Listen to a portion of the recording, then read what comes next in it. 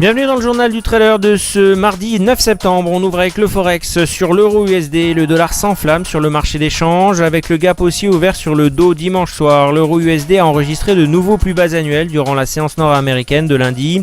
L'envolée du dollar au début de cette semaine est surtout expliquée par les derniers événements au Royaume-Uni qui ont fait chuter la livre sterling hier. Mais ce rallye du billet vert est observé de façon générale sur le marché d'échange, ce qui suggère un positionnement constructif sur le dollar suite au NFP de vendredi. Dans un tel cas de figure où le rallye du dollar s'intensifie, difficile de justifier un scénario de rebond sur l'euro USD, même si ce dernier est survendu en données hebdomadaires, quotidiennes et horaires. Tant que le rallye du dollar perdure cette semaine, il semble raisonnable d'envisager une poursuite de la baisse de l'euro USD jusqu'au 1,2750, 1,2800 avant la réunion du FOMC du 17 septembre. Le marché est survendu, il y aura donc éventuellement une période de faiblesse sur le dollar américain. Cette consolidation du dollar pourrait se matérialiser durant la deuxième moitié de septembre, le FOMC étant peut-être l'événement permettant à l'euro USD d'amorcer un rebond. Pour le moment, il faut profiter des rebonds de l'euro USD pour vendre la paire, mais les traders doivent prendre en compte le risque d'épuisement de la dynamique actuelle sur le marché. Si l'euro USD glisse jusqu'au 1,2750 avec cette situation de survente toujours intacte durant les séances qui viennent, une opportunité d'achat se présentera. L'euro USD s'échange en dessous des 1,29$ ce mardi matin. Au NYMEX, le recul des matières premières a entraîné le raffermissement du dollar qui pourrait encore peser sur les valeurs liées à l'énergie et aux minières. Les prix des principaux métaux industriels ont baissé de 0,4 à 1,1%.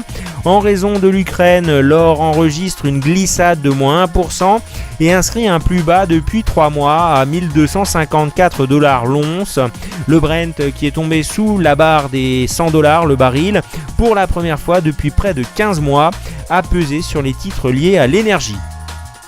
À New York, ce lundi, le Dow a terminé à moins 0,15%, le S&P moins 0,25%, le Nasdaq plus 0,2%. Le volume d'affaires des opérateurs de crédit à la consommation par les banques US au mois de juillet a progressé de 26 milliards de dollars, plus 9,7% sur un an. En effet, on assiste à l'explosion des prêts étudiants qui représentent pas moins de 20,6 milliards de dollars sur les 26 milliards d'encours.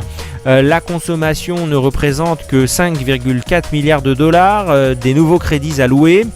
Aux valeurs, Apple s'apprête à dévoiler 2 iPhone 6 ce mardi 9 septembre. L'un aura un écran de 4,7 pouces et l'autre de 5,5 pouces. Selon le site japonais Makotakara, le modèle de 4,7 pouces s'appellera simplement iPhone 6 et le modèle de 5,5 avec le nouveau matériau ultra résistant en verre saphir aura pour nom iPhone 6 Plus. De nouveaux services Apple comme le paiement depuis un iDevice et des services médicaux seront aussi associés à cet iPhone 6. Apple annonce le lancement du système de paiement sans contact de carte de crédit via la NFC et un paiement sécurisé par empreinte digitale. PayPal, le service de paiement en ligne propriété d'eBay, apparaît comme l'un des fournisseurs de ces services.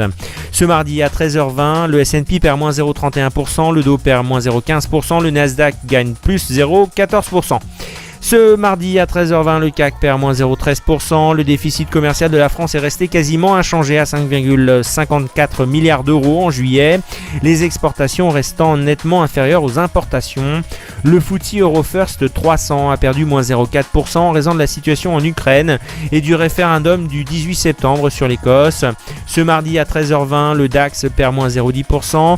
Le FTSE perd moins 0,08%. L'Eurostoxx perd moins 0,19%. À Tokyo, le Nikkei a fini en hausse de plus 0,28% et le Topix de plus 0,08% ce mardi. Les gains liés au repli du yen ayant été limités par la baisse des cours du pétrole. Le dollar a touché mardi un plus haut depuis 6 ans face au yen à 106 yens 0,9, favorisant les exportatrices comme Honda plus 1,1% et Sony plus 1,2%. Inpex a perdu moins 1,39%, Sumitomo gagne plus 0,15%. À la clôture, le Shang gagne plus 0,86% et le Hang Seng perd moins 0,20%.